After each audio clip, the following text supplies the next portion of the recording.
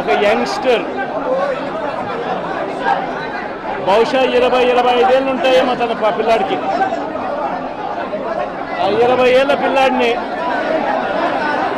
ఎందుకు నిర్దాక్షిణ్యంగా కొట్టారో కూడా తెలియదు. కేవలం ఎన్నికల్లో వైఎస్ఆర్ కాంగ్రెస్ పార్టీకి తరఫున తాను ఓటు వేశాడని, వైఎస్ఆర్ కాంగ్రెస్ పార్టీకి సంబంధించిన కుటుంబానికి చెందిన వ్యక్తిని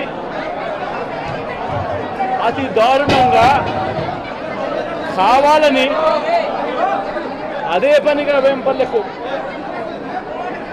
అదే పనిగా ఒక వెహికల్లో వచ్చి దారిలో పోతా ఉన్న పిల్లోడిని బైక్ ఆపి నిర్దాక్షిణ్యంగా కొట్టి హాస్పిటల్ పాలు చేస్తూ ఉంటే ఏమి సాధిస్తూ ఉన్నారు?